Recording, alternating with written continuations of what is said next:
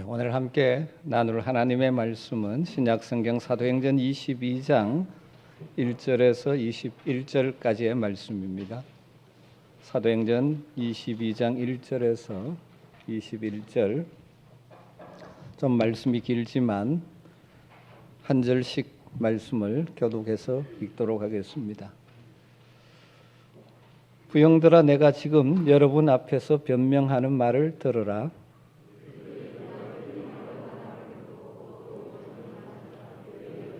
나는 유대인으로 길리기아 다소에서 났고 이 성에서 자라 가마리엘의 문화에서 우리 조상들의 율법에 엄한 교훈을 받았고 오늘 너희 모든 사람처럼 하나님께 대하여 열심히 있는 자라.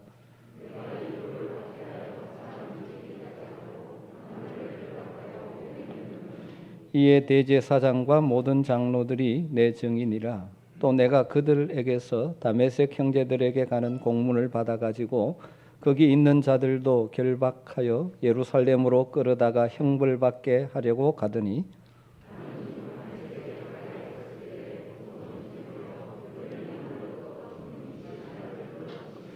내가 땅에 엎드러져 들으니 소리 있어 이르되 사울아 사울아 네가 왜 나를 박해하느냐 하시거늘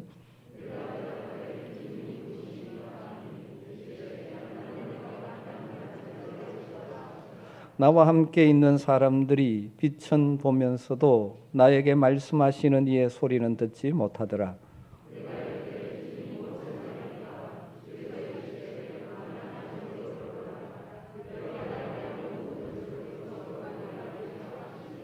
나는 그 빛의 광채로 말미암아 볼 수 없게 되었으므로 나와 함께 있는 사람들의 손에 끌려 다메섹에 들어갔노라.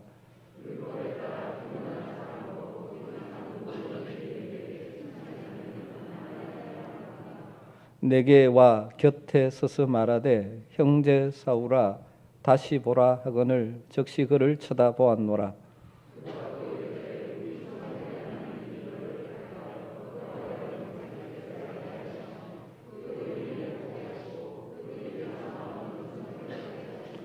내가 그를 위하여 모든 사람 앞에서 내가 보고 들은 것의 증인이 되리라.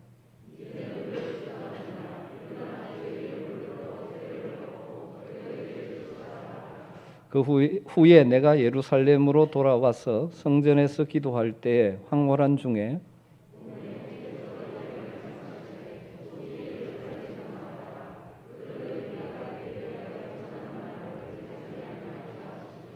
내가 말하기를 주님, 내가 주를 믿는 사람들을 가두고 또 각 회당에서 때리고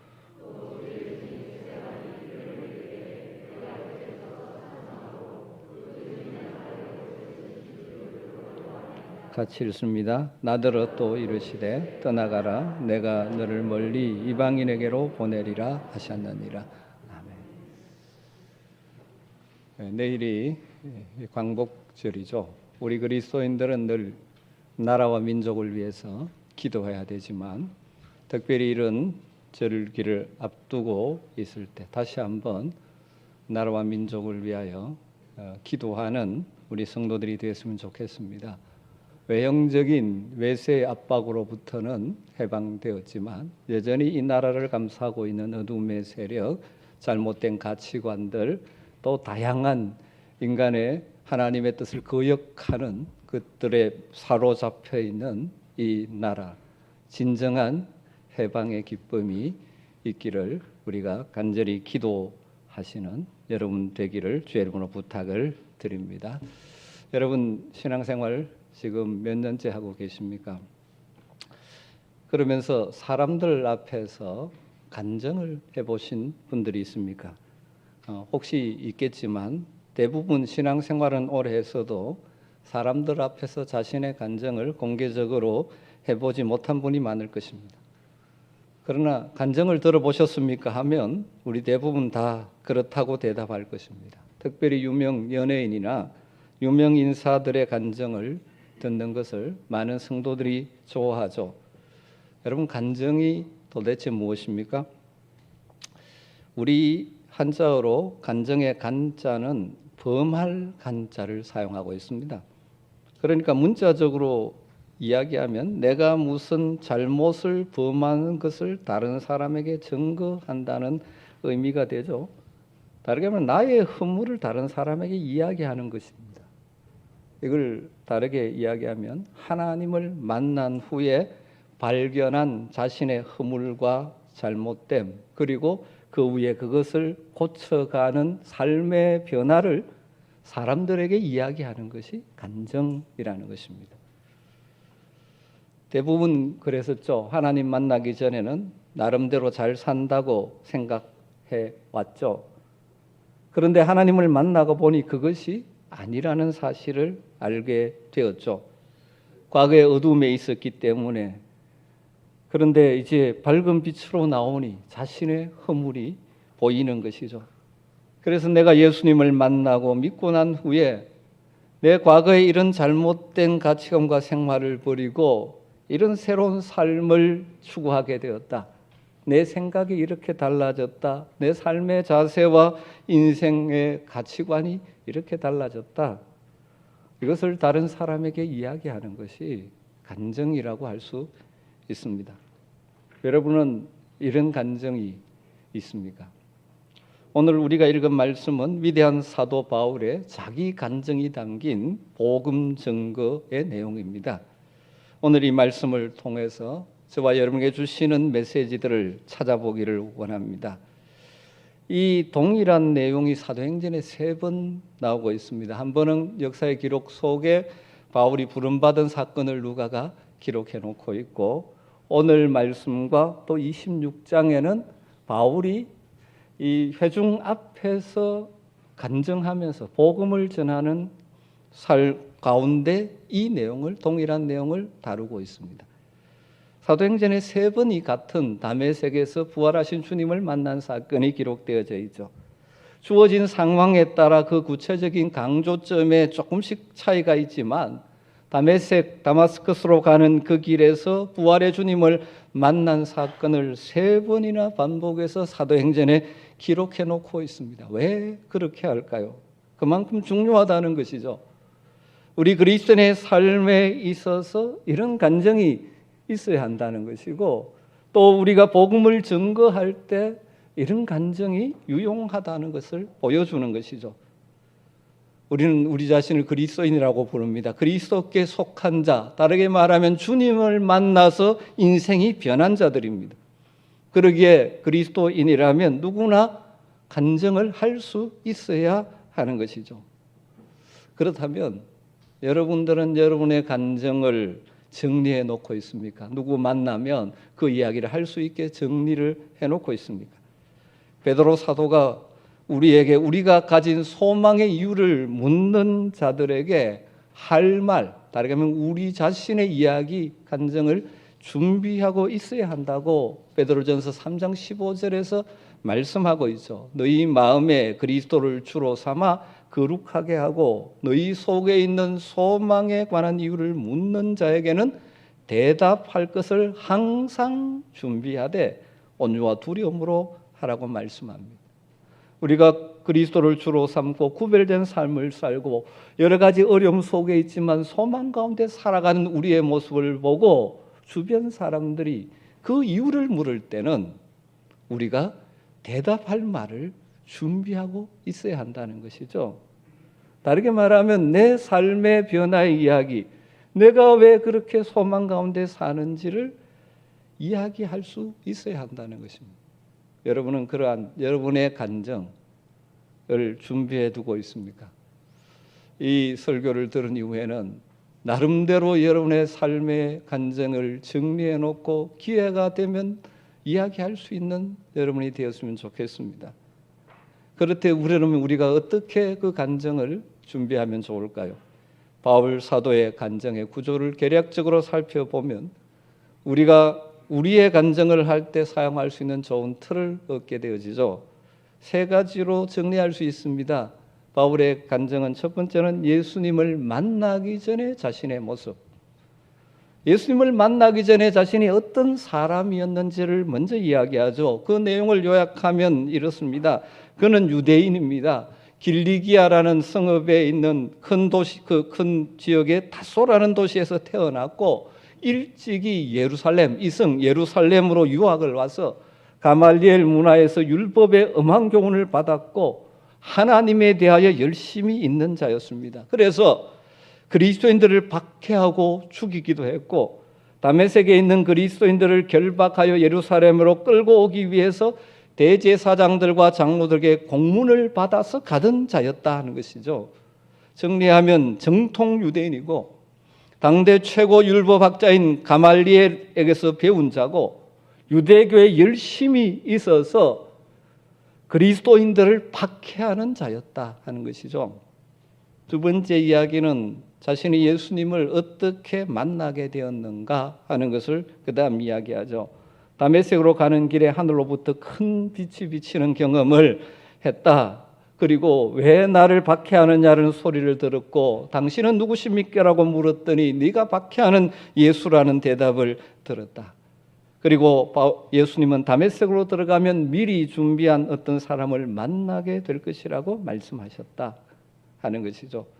그리고 마지막 세 번째는 그가 예수님을 만난 후에 이렇게 변화되었다는 이야기를 하고 있죠. 다메섹으로 가서 아나니아를 만났고 그를 통하여 눈을 뜨게 되었고 하나님이 나를 증인이 될 것이라고 말씀하셨고 그 말씀대로 나는 복음의 증인, 주님의 증인으로 지금 살고 있다. 과거에는 박해하던 자였는데 이제는 증인이 되었다. 그렇게 이야기하죠. 여기서 우리는 간증의 세 가지 꼭 들어가야 될 요소를 발견할 수 있죠. 그 외에 여러 가지 들어갈 수 있지만 기본적으로 예수 믿기 전에 내가 어떻게 살았었는가, 어떻게 예수님을 만나고 믿게 되었는가, 그리고 예수님을 믿은 후에 내게 삶에 어떤 변화가 있는가 하는 것을 이야기하는 것이죠. 저는 우리 아멘교회에 있는 모든 성도들이 이 간증이 있는 성도들이 되기를 간절히 소망합니다. 물론 바울처럼 드라마틱한 경험이 있다면 좋겠지만 그렇지 않더라도 어쨌든 주님을 만나서 우리의 인생이 변한 이야기를 할 수 있었어요. 이것이 나름대로 정리되어 있어서 기회가 있을 때 이 간증을 나눌 수 있는 성도가 되었으면 좋겠습니다. 대단한 내용이 아니어도 좋습니다. 진솔한 내 삶의 변화, 주님 만난 이후에 변한 내 인생의 이야기를 통하여 하나님은 우리 주변 사람들을 변화시키는 통로로 사용하실 것입니다. 바울은 자신을 죽이려고 하는 유대인들 앞에 담대하게 나서서 자신의 간증을 담은 복음을 지금 전하고 있죠. 자신이 과거에 어떤 자였는지를 말한 후에 다메섹으로 가는 길에 부활하신 주님을 만난 일을 간증하고 있습니다. 오늘 그 중에서 먼저 주목해보고 싶은 내용이 한 가지 있습니다. 그것은 내가 박해하는 예수라 하는 주님의 말씀입니다. 6절과 7절을 보면 가는 중에 다메섹에 가까이 갔을 때 오정쯤 되어 호련히 하늘로부터 큰 빛이 나를 둘러 비치매 내가 땅에 엎드러져 들으니 소리에서 이르되 사울아 사울아 내가 왜 나를 박해하느냐 하시거늘 내가 대답하되 주님 누구시니까 하니 이르시되 나는 내가 박해하는 나사렛 예수라 하시더라.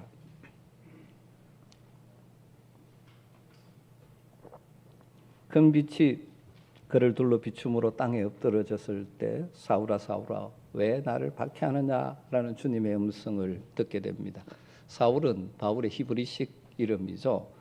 그리고 유대인들은 상대에게 친근감을 표할 때 상대의 이름을 두 번 연거푸 부른다고 합니다. 부활하신 주님께서 바울의 이름을 사울아 사울아 아주 친근하게 부르십니다. 바울이 반사적으로 주님 누구십니까? 라고 여쭙죠. 그때 주님이 대답하십니다. 나는 내가 박해하는 나사렛 예수다. 여러분 생각해 보십시오. 사실 바울은 예수님께서 이 땅에 계시는 동안 한 번도 직접 만난 적이 없습니다. 그래서 초대교회에서 바울의 사도권을 의심하는 자들 가운데 바울이 직접 예수님을 만난 적이 없다는 것이 그들이 비난의 근거가 되기도 했죠. 바울은 예수님을 직접 만난 적이 없으니까 그가 예수님을 직접 박해한 적이 없는 것 당연하지 않습니까?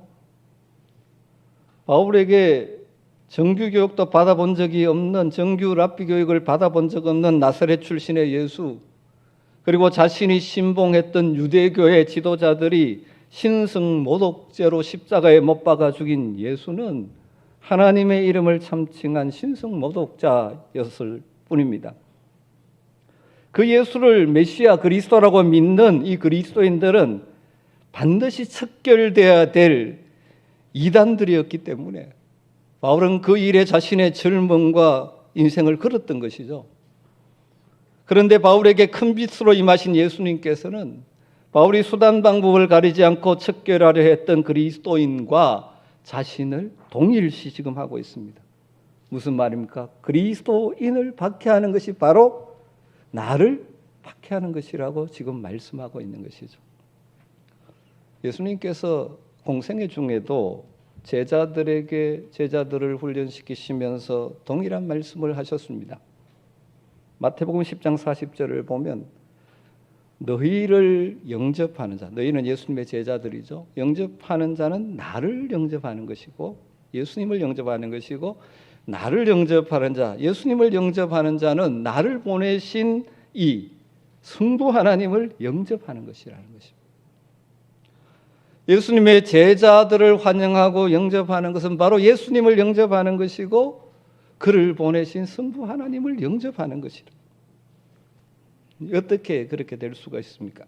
여러 가지로 설명할 수 있지만 마태복음 28장 20절에 주님 떠나시면서 마지막 하신 약속이 무엇입니까? 볼지어다 내가 세상 끝날까지 너희와 항상 함께 있으리라. 끝날까지 항상 너희와 함께 있겠다고 예수님 약속하셨죠. 예수님 부활하시고 승천하셨지만 약속하신 대로 그의 성령으로 오순절에 다시 강림하셔서 시간과 공간을 초월하여 제자들과 항상 함께 하셨습니다. 그러므로 누구든지 주님 그리고 그 영인 성령과 함께하는 그 제자들을 영접하면 그 제자들 안에 계신 예수님을 영접하는 것이고, 그 제자들을 배척하면 그들 안에 계신 예수님을 대적하는 것이 되는 것이죠. 바울은 사실 그동안 나름 하나님에 대해서 열심히 있었다고 생각했지만 정작 중요한 사실을 몰랐었던 것이죠. 십자가에 못 박혀 죽은 예수가 우리 인생의 죄값을 대신 치르신 메시아 구원자 그리스도라는 사실을 그는 몰랐습니다. 그리고 그 예수를 믿는 그리스도인들을 박해한 것은 바로 그들 속에 임해 계신 예수님을 박해한 것이고, 나아가서 그 예수님을 이 땅에 보내신 하나님을 대적한 범죄라는 중요한 사실에 대해서 무지했습니다. 그런 그를 다메섹 도상에서 찾아오셔서 하나님의 은혜로 이 무지에서 벗어나게 해주셨죠. 그래서 이 진리를 깨달은 후에 바울은 일평생 동안 성도들을 숨길 때 빚진 마음으로 숨기며 살았죠. 그렇게 한 이유 중에 하나가 바로 그들 마음속에 예수님이 임재해 계심을 알기 때문이죠. 그들을 숨기는 것이 주님을 숨기는 것이라는 사실을 알기 때문이죠. 바로 이것이 지금 바울을 쳐 죽이려는 유대인들에게 깨우쳐 주고 싶은, 자신이 과거에 몰라서 하나님을 위한다고 했지만 하나님을 대적했던 자신의 어리석음과 똑같은 어리석음을 범하고 있는 이 유대인들에게 깨우쳐 주고 싶은 메시지죠. 자신을 치고 죽이려는 것은 단순히 자신을 박해하는 것이 아니라 자기 안에 계신 예수님을 박해하는 것이고 그를 보내신 하나님을 대적하는 일이라는 사실을 깨우치는 것이죠. 우리는 전혀 다른 상황에 살고 있지만 이 진리는 동일하게 적용되는 것이죠. 여러분 정말 이 진리를 알고 지금 살아가고 계십니까? 특별히 우리가 서로를 대할 때 이 진리를 알고 적용해야 됩니다. 여러분 단순히 사람을 대하는 것이 아닙니다. 우리가 성도 서로를 대할 때, 믿음의 가족을 대할 때 단순히 인간으로서 대하는 것이 아니죠. 늘 우리가 생각해야 될 것은 그분 안에 계신 예수님을 생각해야 돼요. 그도 예수님의 피값으로 구원받은 자고 지금도 주님이 함께 하시는 존재라는 사실이죠. 여러분 이 사실을 안다면 우리가 다른 성도가 나와 좀 다르다고 해서 쉽게 비난하고 욕하지 못합니다. 다른 성도들이 내 마음에 들지 않는다고 함부로 대할 수 없습니다. 세상적인 조건에서 좀 못하다고 해서 결코 무시할 수 없습니다. 우리 주님 말씀하셨습니다. 마태복음 25장 40절에 너희가 여기 내 형제 중에 지극히 작은 자 하나에게 한 것이 곧 내게 한 것이라고 말씀하십니다. 사랑하는 성도 여러분, 이 진리를 알고 지금 신앙생활하고 계십니까? 여러분, 그래서 우리가 하나님의 부름을 받은 자로서 서로를 대할 때, 저와 같은 목회자를 대할 때, 믿음의 형제 자매들을 대할 때, 더욱이 연약한 자들을 대할 때 여러분 이 진리를 잊지 마시기를 바랍니다. 단순히 인간만 보는 것이 아니라 그분 안에 계신 주님을 바라보며 서로를 대할 때 우리의 섬김이 결국 누구를 섬기는 것이 됩니까? 주님을 섬기는 것이, 하나님을 섬기는 것이 된 것입니다. 여러분, 하나님을 섬긴다는 것이 여러 가지 있지만 그 중에 하나님은 주변 사람을 주님의 이름으로 섬김으로 주님을 섬기기를 원하시는 것입니다. 바울의 간증을 묵상하면서 또 하나 나누고 싶은 진리는 하나님의 부르심에 대한 진리입니다. 바울을 구원으로 불러주셨죠. 하나님을 대적하던 그를 다메섹 도상에서 구원받은 하나님의 자녀가 되게 해주셨습니다. 구원의 은혜를 베풀어 주셨죠. 그런데 그것으로 끝이 아니죠. 그 구원의 부르심에는 뭐가 같이 따라왔습니까? 사명의 부르심이 같이 동반되어 있었다는 것입니다. 이처럼 구원의 부르심, 우리를 하나님의 자녀로 하나님의 백성으로 불러주신 이 부르심에는 뭐가 따라옵니까? 사명의 부르심이 따라오고 있다는 사실이죠. 부활하신 주님은 다메섹 가는 길에서 바울을 빛으로 찾아오셔서 그를 구원받은 영광스러운 하나님의 자녀가 되게 해주셨습니다. 그런데 그것이 끝이 아니죠. 바울을 찾아오신 주님은 그를 이방인을 향한 복음의 증인으로도 부르신 것이죠. 15절을 보십시오. 내가 그를 위하여 모든 사람 앞에서 내가 보고 들은 것의 증인이 되리라. 아나니아가 바울의 눈을 뜨게 한 이후에 그를 향하신 하나님의 뜻과 계획을 이렇게 전하는 것이죠. 내가 보고 들은 것의 증인이 되리라. 한마디로 주님의 증인, 복음의 증인으로 너를 부르셨다 하는 것이죠.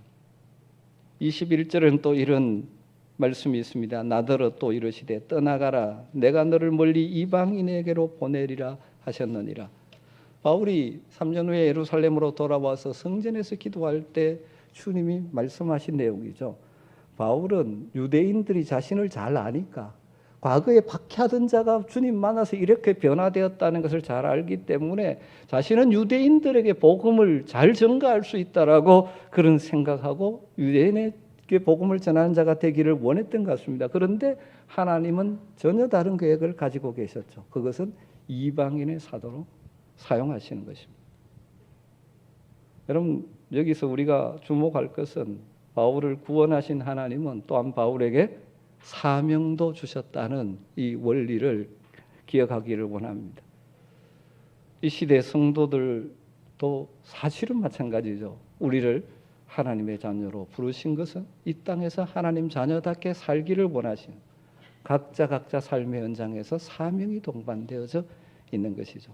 안타깝게도 이 시대 많은 성도들이 구원받은 확신을 가지고 그 은혜는 감사하면서 내 주어진 삶의 현장에서 주님이 주신 사명은 생각하지 않고 살아가는 것 같은 안타까움이 있습니다.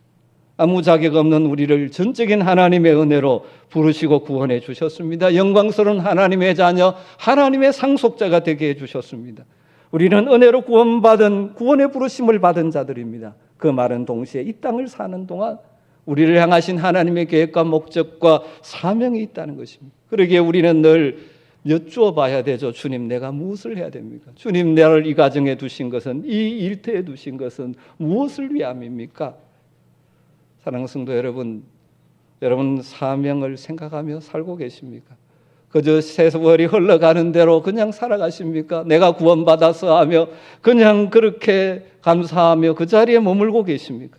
하나님께서 저와 여러분을 여러분의 있는 그 가정에, 그리고 우리 아멘 교회, 그리고 여러분의 직장과 일터에 보내신 목적을 생각하며 살고 계십니까? 여러분 직업을 단순히 먹고 살기 위한 것으로만 한정시키면 우리는 그리스도인다운 성숙한 삶을 살 수가 없습니다. 왜 그곳에 있습니까? 그곳에서 하나님이 뭘 하기를 원하시는지를 물으십시오. 그러면 여러분의 일하는 자세도 달라질 것이고 삶의 태도도 달라질 것입니다. 구원의 부르심에만 감사하는 것이 아니라 동시에 나를 사명으로 부르셨다는 사실. 사명 이야기하면 저와 같은 목사나 선교사만 사명이라고 생각하시면 안 됩니다. 여러분의 삶의 자리에서 여러분이 감당해야 될 크고 작은 사명들, 부모로서의 사명도 있을 것이고 여러분 일터에서의 사명도 있을 것이고 그 사명을 깨닫고 순종하며 살아갈 때 하나님 나라에 많은 것을 남기는 부유한 인생을 살게 될 줄로 믿습니다. 마지막 한 가지만 더 나누길 원합니다. 바울은 자신이 다메섹 도상에서 부활의 주님 만난 사건을 간증하면서 빛의 광채, 그래서 보지 못하게 되었는데 다시 보게 되었다 하는 사실을 아주 강조하고 있습니다. 6절을 보면 오정쯤 되어 호련히 하늘로부터 큰 빛이 나를 둘러 비치매, 그리고 11절에 나는 그 빛의 광채로 말미암아 볼 수 없게 되었다. 그리고 13절에 내게 와 곁에 서서 말하되 형제 사울아 다시 보라 하거늘 즉시 그를 쳐다보았노라. 다메섹 가는 길에서 빛으로 찾아오신 부활의 주님을 만나면서 그 빛의 광채 때문에 바울의 육신의 눈은 볼 수 없는 상태가 되었습니다. 그래서 함께 있는 사람들의 손에 이끌려 다메섹으로 들어갔죠. 하나님은 그곳에서 모든 유대인들에게 칭찬을 받는, 존경을 받는 경건한 아나니아를 예비해 두셨죠. 그래서 아나니아에게 가라 그러셔서 아나니아가 바울이 머물고 있는 직가라는 거리에 있는 유다의 집에 바울을 찾아오게 되죠. 그리고 바울의 곁에 서서 말합니다. 형제 사울아 다시 보라. 그렇게 명령했고 바울은 즉시 아나니아를 쳐다보았다. 그렇게 성경은 기록하고 있습니다. 사도행전 9장에서 이 상황을 사도행전 9장에서는 이렇게 기록하고 있습니다. 9장 17절에 아나니아가 떠나 그 집에 들어가서 그에게 안수하여 이르되, 바울을 안수하면서 말합니다. 형제 사울아 주 곧 내가 오는 길에서 나타나셨던 예수께서 나를 보내어 너로 다시 보게 하시고 성령으로 충만하게 하신다 하니, 아나니아가 안수를 하면서 이것은 너를 만나셨던 부활하신 주님이 내게 말씀하신 것이라고 하면서 다시 보라고 말. 그리고 그것이 곧 뭐라고 말합니까? 성령으로 충만하게 하신다. 이렇게 말하고 있습니다. 그러니까 정리하면 어떻게 되어집니까?